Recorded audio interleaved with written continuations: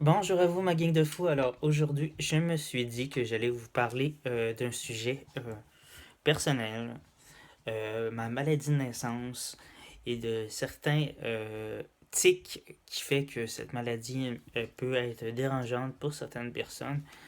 Alors, et mes contraintes un peu personnelles à ce sujet.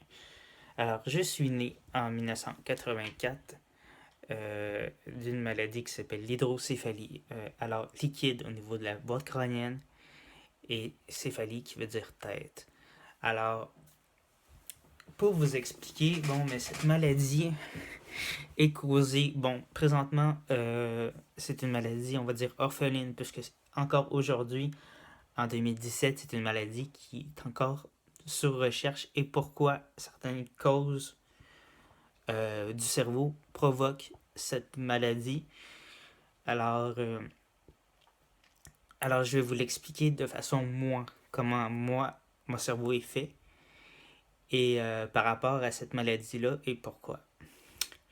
Alors, en 84, quand je suis né, au niveau de ma boîte crânienne, puisque la boîte crânienne d'un enfant est fait comme un triangle, alors c'est ouvert, une partie du cerveau était sortie. Alors, ils ont vu qu'il y avait une très grosse pression au niveau de la tête. Alors, après 3 jours après la naissance, ils m'ont opéré. Ils m'ont installé une espèce de petit tube, là, je sais pas si vous voyez ici. C'est gros comme une grosse veine, alors c'est interne. Et un espèce de petit système en arrière de la tête qu'on ne voit pas justement parce que c'est à l'intérieur de la tête qui s'occupe de drainer ce liquide que le cerveau sécrète et de l'envoyer à l'intestin qui draine l'eau. Alors,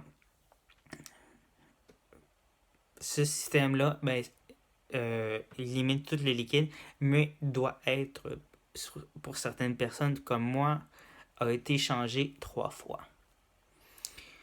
Puisque bon, le corps réagit comme il veut à un corps étranger, alors et soit il le mange de certaine façon par le globule blanc qui attaque le système et le dévore et tout, ou c'est la peau qui s'adapte et l'englobe.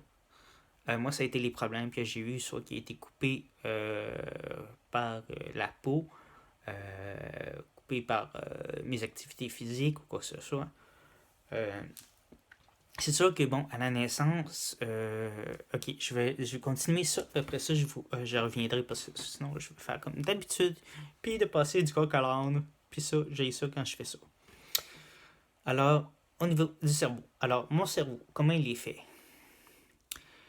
Au niveau de ce petit nerf que j'oublie toujours le nom, ce petit nerf dans le milieu du cerveau qui normalement sécrète, pas sécrète, élimine le liquide que le cerveau sécrète dans la boîte crânienne. Ce petit nerf non fonctionnel veut dire vraiment non fonctionnel. Il y aurait deux traitements pour ça. Il y aurait un traitement de driller le cerveau et de driller ce petit nerf, mais ça, c'est vraiment à risque et surtout que ce petit nerf peut se refermer normalement comme une plaie. Alors, comme une plaie, ben, la peau se referme et ça, vous devriez refaire une autre chirurgie. Alors, ça ne servait à rien. Alors, ils m'ont installé ce système, mais ce système, normalement, devrait être à vie, mais pour certains, peut être rechangé, comme je vous disais tout à l'heure. Aussi, j'ai une partie du cerveau due à cette pression qui a été enlevée, une partie arrière du cerveau qui a été enlevée. Est-ce que c'est la cause de mes migraines due de mes migraines, de mes étourdissements, des fois des nausées, euh, de mes tics buccaux, euh, de mes répétitions, de mes pertes de mémoire, euh, de toutes les petits tics que j'ai. Est-ce que tout ça, parce qu'un cerveau c'est comme un disque dur externe, s'il est endommagé, peut causer des problèmes. Alors, c'est ça qui est difficile à comprendre pour un médecin, même pour les gens autour de moi, parce qu'ils peuvent pas comprendre ce que moi je vis intérieurement avec tous ces problèmes-là. Alors, l'hydrocéphalie, c'est ça. C'est une maladie qui est causée par le cerveau qui sécrète ce liquide dans la boîte crânienne. Et en plus, ma boîte crânienne, elle n'est pas formée de la même façon que quelqu'un qui aurait la même maladie que moi et que sa tête serait plus grosse. Dû à la formation de cette maladie-là que le cerveau, la boîte crânienne aurait grossi. Et alors moi, ma boîte crânienne, elle est constituée normalement de grosseur normale. Alors, elle fait que mon cerveau est peu près de la même grosseur que ma boîte crânienne. Alors, il reste, selon les images que j'ai vues, il reste à peu près ça entre ma boîte crânienne et mon cerveau. Alors là, cet espace-là est là pour le liquide. Entre mes doigts, là, ça serait le liquide. C'est pas beaucoup, là. Alors, tout le liquide que le cerveau sécrète, quand vous avez mal à la tête, c'est ce liquide-là qui presse sur le cerveau, qui vous donne des maux de tête. Alors, imaginez, moi, j'ai ça. J'ai un mot de tête permanent. Imaginez, à tous les jours, j'ai ce mot de tête permanent de cette pression, comme dans un étau. Et en plus, les migraines qui embarquent par-dessus, alors les acouphènes qui sont plus fortes, puisque j'ai des acouphènes, les acouphènes qui sont plus fortes alors qu'ils me bouchent les oreilles, des boum boum boum dans la tête comme si j'étais dans un bar. Euh, alors c'est difficile d'avoir un emploi. J'ai essayé d'avoir un emploi. Les gens le savent, j'ai travaillé pour Couche-Tard, j'ai travaillé pour plein de compagnies, mais je n'étais pas capable de rester, justement à cause de mes migraines, le fait que je ne peux pas toujours rentrer sur mes horaires, de me faire remplacer, et tout. Et le stress que ça me causait, tout ça, me rendait encore plus malade. Alors, c'était pas. Puis même après ma dernière opération en 2011, j'ai essayé de travailler, puis c'était pas mieux non plus. Euh, Est-ce que c'est dû aussi à tout un stress qui a une anxiété aussi? Est-ce que c'est une anxiété aussi qui m'a tout qui est générée par cette maladie-là qui me cause ça? Alors quand je travaille, je pense à tout ça, à tous les inconvénients de cette maladie-là qui pourrait arriver. Et ça me rend malade, ça me donne un stress durant mon emploi et ça me fait me rendre malade, des nausées et comme si j'avais une gastro. Alors, c'est ça. Alors, c'est difficile pour les gens de comprendre pourquoi tu travailles pas, pourquoi tu devrais travailler. Voyons, tu joues des migraines, tu te prends des pilules, des Advil, puis ça va passer. Non. Ils ont tellement essayé, après 3 opérations, ils se sont dit la quatrième, on retourne plus dans le cerveau parce qu'on pourrait l'endommager encore plus. Comme j'ai des répétitions, des fois j'ai des tics buccaux, mes acouphènes sont encore plus fortes, mes migraines sont encore plus fortes. Alors, des fois, la mâchoire qui reste coincée, puis que je parle dans le vide comme ça l'arrive. Vous pouvez le voir des fois peut-être dans les vidéos. Alors, c'est ça, c'est vraiment... euh, Allô? Alors, vraiment, il faut euh, vraiment arrêter de me juger, puis d'essayer de me mettre dans la peau pour n'importe quelle maladie. Oui, elle est pas visible, mais c'est une maladie qui est quand même là. C'est une maladie qui me cause certains problèmes et que j'essaie beaucoup de régler en faisant justement du web, en me changeant les idées, en essayant de pas toujours être enfermé dans la maison parce que oui, je passe beaucoup de temps dans le lit à essayer de dormir, dormir justement, puisque aucun médicament a fonctionné à date. Alors la seule façon que j'ai de me soulager, c'est de dormir pendant que je dors, mais je souffre pas. C'est poche, hein? Je sais pas ce à dire, mais c'est la seule solution que j'ai trouvée. C'est de dormir, parce que dans ce temps-là, ben mon cerveau dort, puis je dors aussi, puis je souffre pas. Fait que vous pouvez penser des fois comment je peux devenir down, puis penser de pas me réveiller. Penser presque au suicide, pour pas me réveiller, parce que je voudrais arrêter de souffrir. Parce que des fois, c'est tellement souffrant que je voudrais m'arracher la tête. Je voudrais arrêter d'avoir d'avoir des acouphènes, puis avoir des maux de cœur quand je traverse la rue. Parce qu'il y a une déviation sur la rue qui fait que j'ai des maux de cœur. J'aimerais ça pouvoir aller à la ronde, faire des jeux, des manèges, mais je peux pas parce que ça me donne mal au cœur. Des déviations de déplacement. Alors, tout ça, je sais pas si j'aimerais plus ça aller dans des manèges si j'aurais pas cette maladie-là, mais pour l'instant, quand je vais dans des manèges, j'aime pas ça, puis le cœur me lève. Alors, je veux dire, même un déplacement dans un train me donnait mal au cœur. J'allais, à l'époque, ça m'a pris du temps, même dans le métro de Montréal, à m'habituer au déplacement du métro, euh, à sa vitesse, au déplacement les déplacements qu'il faisait dans le métro. Trouver une façon de me sentir bien quand je prenais le métro. Euh, Au niveau de la pression, c'est niaiseux.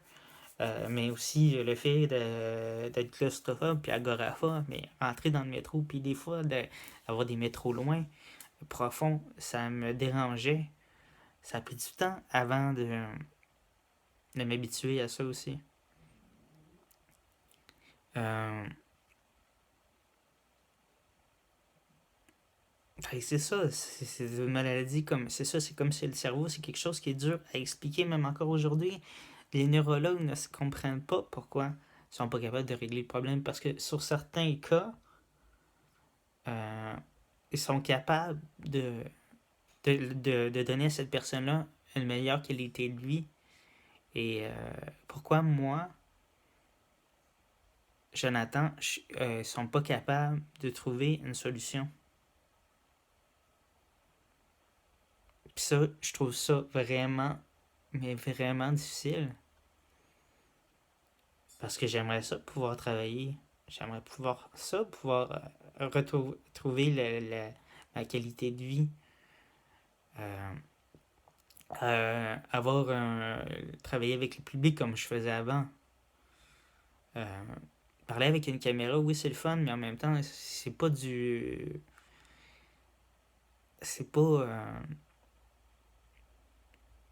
C'est pas la même chose. C'est pour ça que je fais du one tape, parce que je fais comme si je parlais avec quelqu'un, mais je parle à personne. Puis je fais pas de montage, parce que je trouve que ça devient encore plus du montage, ça devient encore plus vraiment impersonnel. Puis comme ça, ben, comme je vous parle comme ça, live, de façon live, mais c'est comme si je vous parlais à vous directement, sans coupure, sans rien, de façon directe, de façon honnête, bien sûr. Alors, c'est pour ça que je me suis dit, je l'avais fait en 2013, une vidéo qui parlait de ma maladie sur Facebook. Vous pouvez la retrouver aussi.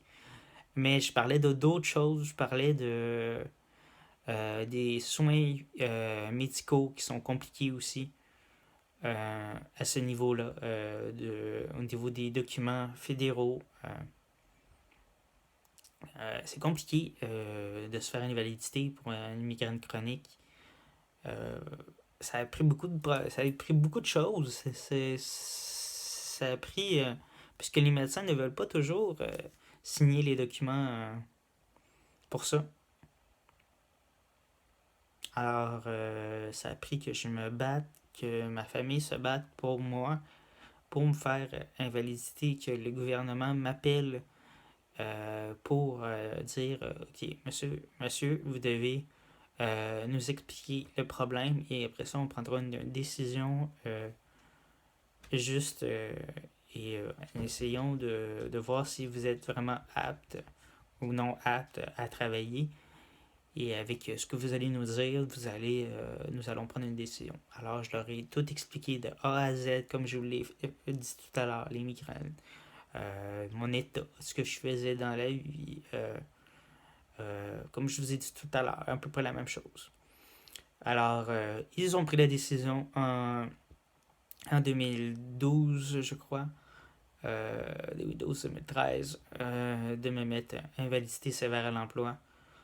Euh, Justement parce que ben, c'est ça, je pouvais pas me déplacer, je pouvais rien faire, puis et tout ça. Fait que des fois, il faut se battre, mais c'est ça, là c'est provincial, mais fédéral, je ne pourrais jamais l'avoir, même si je ferais des pieds et des mains, puisque c'est pas les mêmes règlements que provincial.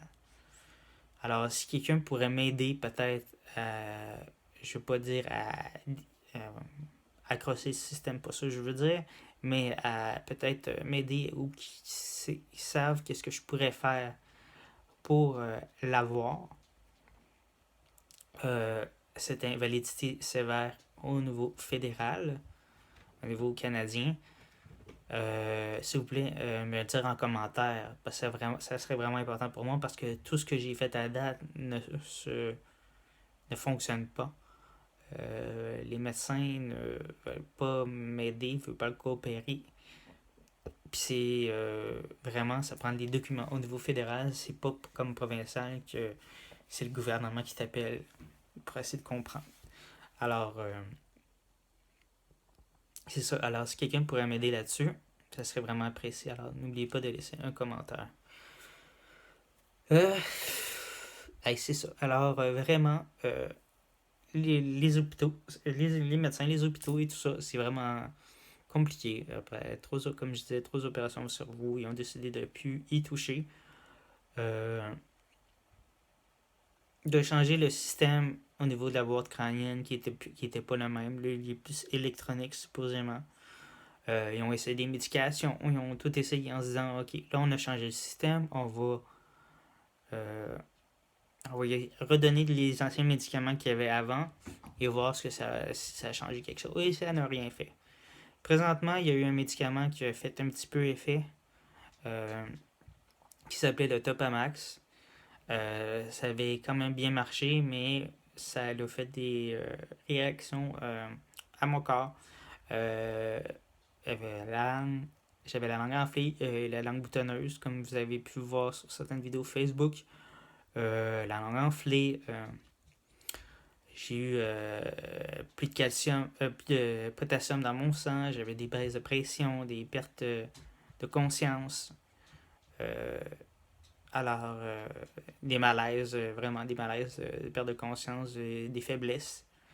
Alors, c'est ça. Alors, c'était vraiment difficile. Alors, je suis rentré à l'hôpital en avril, au 1er avril, dans le coin du 1er avril. Oui, ben non, pas au 1er avril, excusez-moi. Ouais, je pense que c'est ça, 1er avril.